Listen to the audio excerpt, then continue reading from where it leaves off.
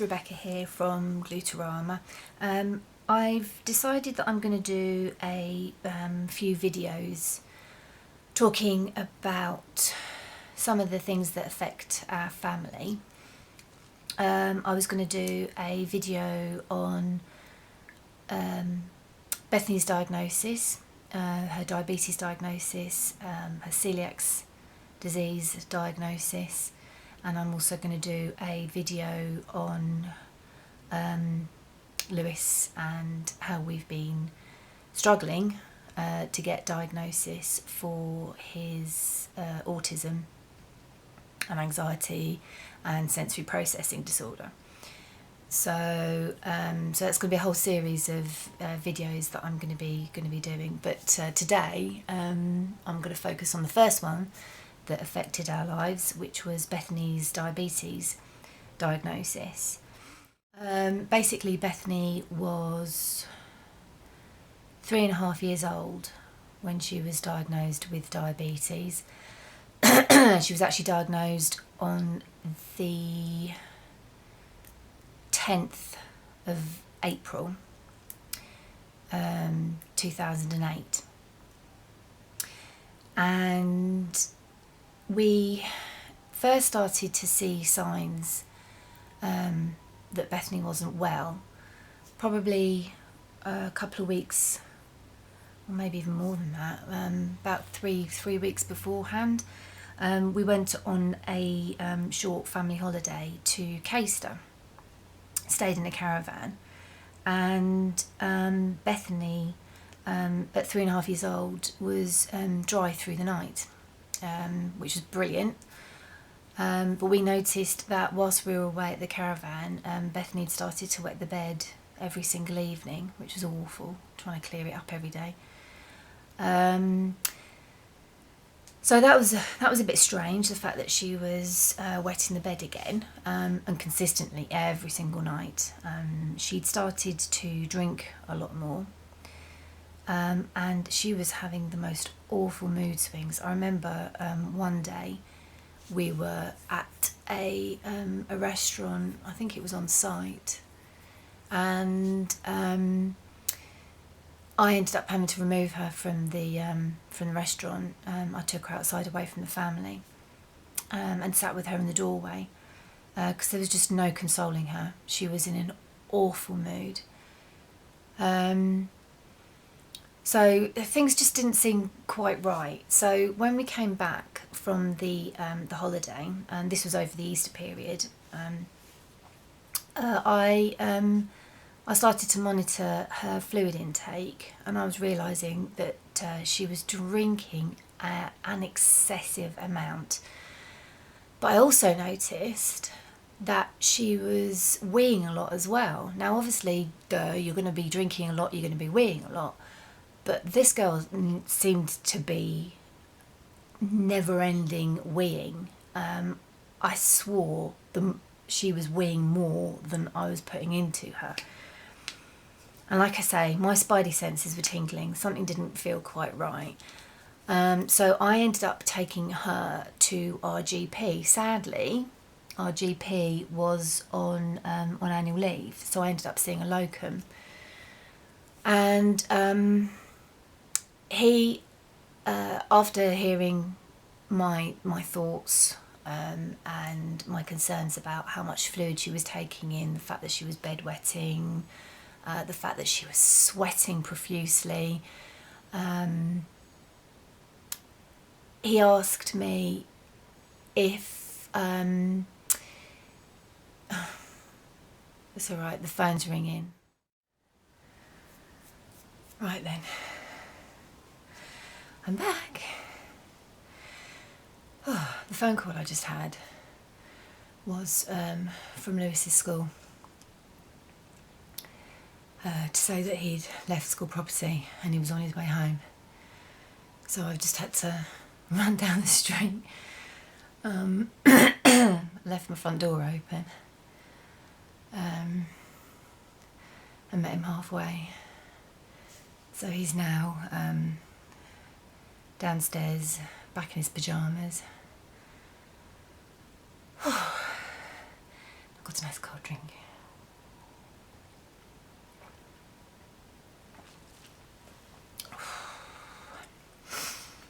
that's a different video I'll talk about. Right, where was I? Bethany.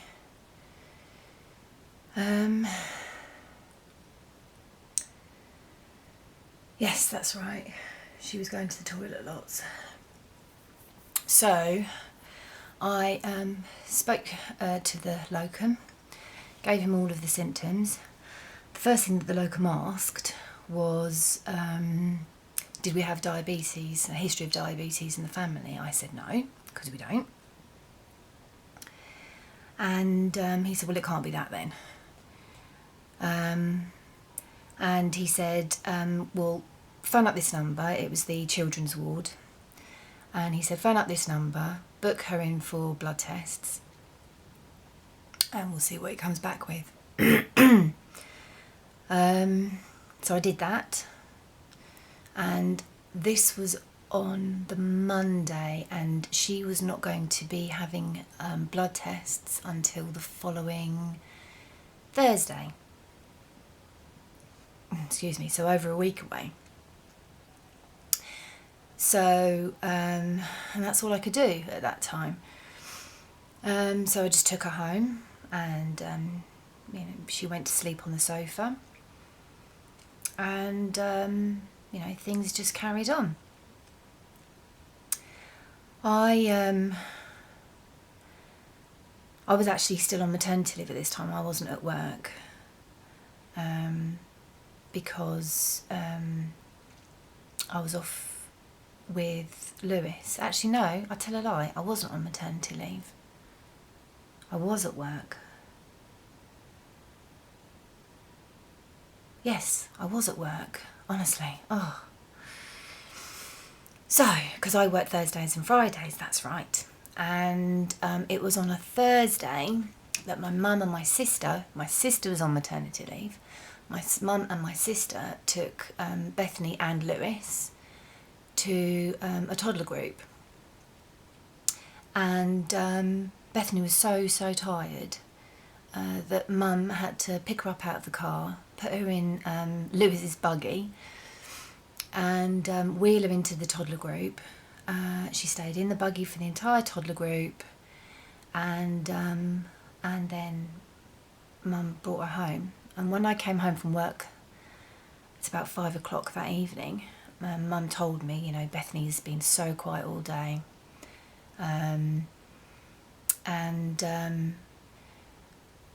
You know, again, she'd been weeing, drinking, weeing, drinking, weeing. I said to Mum, this just isn't right. I'm not happy with this. And we'd already phoned up, because that was still when we had NHS Direct.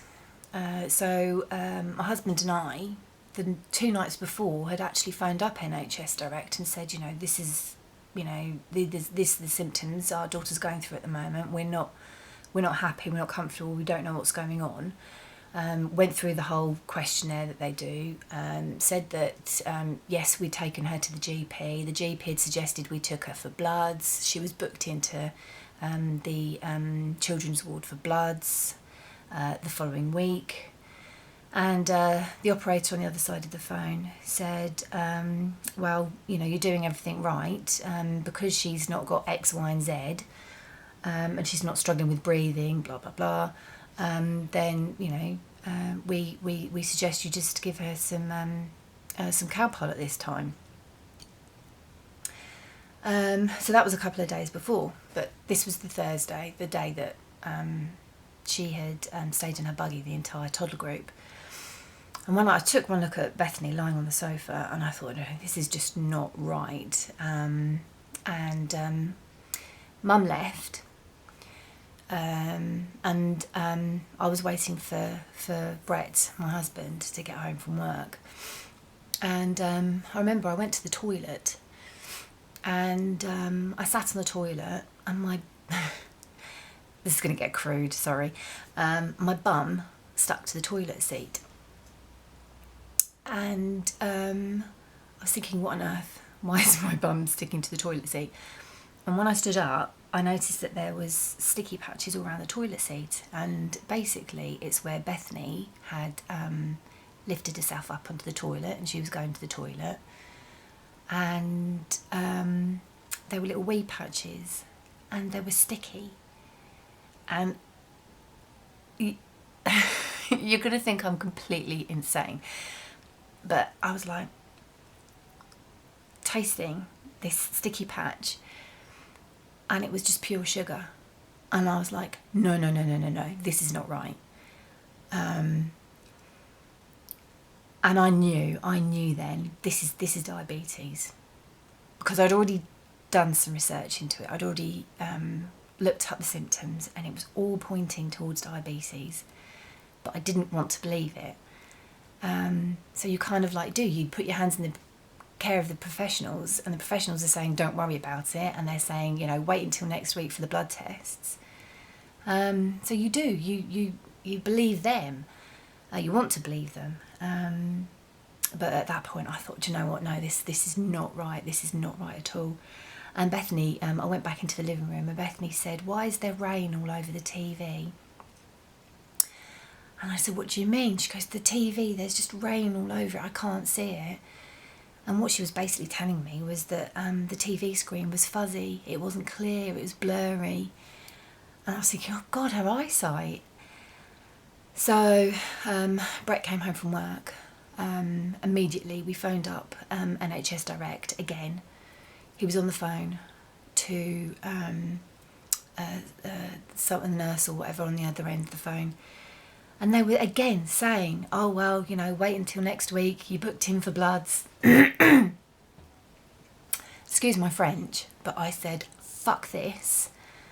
And I told Brett, tell the operator to stick it where the sun don't shine. I scooped Bethany up, looked at Brett, said, you stay here with Lewis, I'm taking her to A&E. So shoved her in the front seat, strapped her in, took her straight to A&E, and we went in there and I had her in my arms, and by this time she was limp. And thankfully we got to see triage really, really quickly. And first thing they did was a prick test. Her sugars were through the roof. And the next thing I know, she was taken out of my arms, taken into accident and emergency in resus.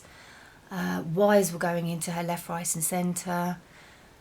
And this doctor came up to me, and I was just like staring at him, my eyes wide like saucers.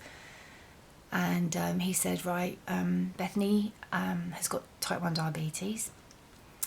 She's very, very poorly at the moment, and we are going to do everything we can for her. So effectively, Bethany was on the cusp of slipping into a coma. And the technical term for that is that she had something called ketoacidosis, which is basically where you have had sugar in your blood system for so long that your blood has started to turn acidic, and it's poisonous. Another symptom for working out whether someone's got ketoacidosis is to smell their breath, because the acetone starts to build in their lungs, and their breath smells like pear drops. And true enough, Bethany's breath did smell like pear drops. And of course, try again. The camera just ran out of memory.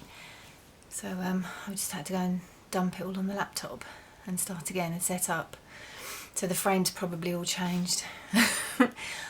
For a first video, I think this is going really, really well. Right, so I was talking about being in the hospital. Beth had just been diagnosed with type 1, and the doctor was telling me basically that life was going to be different. I remember him saying because of course, like I say, I look like a cat in headlights with eyes like saucers. And I remember him saying to me, I know this is a lot for you to take in right now, but eventually you will be the experts in type 1 diabetes. I wouldn't say I'm an expert, but certainly know a heck of a lot more now. What are we now? I think it's 9 years, 10 years, 9 years Bethany's been diagnosed now. It's a good sign that I can't remember. I used to remember every single year the date and the time that she was diagnosed. It was 8:30 at night. I still remember the time. But it's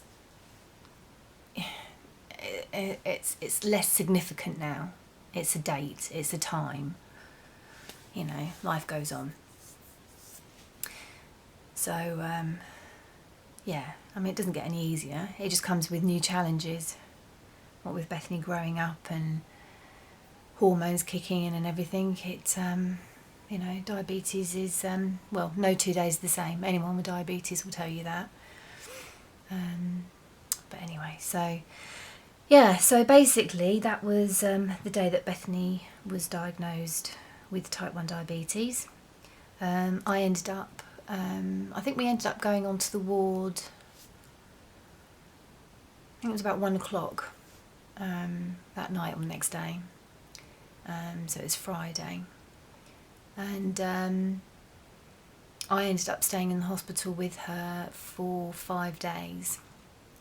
Had one of those fold out beds, so I slept next to her on the ward. And yeah, so for 5 days, you know, Brett and Lewis came in and visited us, and the family came in and visited us. And we were fortunate, I know it sounds daft, but we were fortunate because, you know, I had 5 days with staff showing me how to do prick tests and injections, because Bethany was on injections with a syringe at that time. I mean, oh my God, when you think, you know, she's like 3.5 years old, and the syringes, the needles, you think that you're going to go in her arm and out the other side. It's horrific. So we kind of like, you know, did them in her bum. So I was taught how to administer the insulin. And all of that happened in hospital. So, like I say, we were lucky in that respect because we had that backing. I still remember on the 5th day when they said that Bethany was ready to go home, her ketone levels were still, right, get this, her ketone levels were still 4.6 when we went home with her. Anyone who knows will be going, oh, 4.6, you know, that's normally when people are going into hospital. But she'd come down. I don't actually know what level her ketones were at. All I know is that they were off the chart. You know, it's not a competition, but you know they were very high. So yeah, so the hospital felt that it was, you know, she was okay enough to go home. And then that was it. I've heard of other. Well, I've got a lot of friends that I've made since Bethany being diagnosed who've also got children with type 1 diabetes, and their stories, you know, resulted in them literally going in, getting the diagnosis, being handed all the diabetes paraphernalia, and then going, well, there you go, on your way, good luck. So, I mean, I can't imagine how that must feel. So, you know, like I say, I consider us fortunate in the fact that we were able to learn how to do stuff in the hospital setting.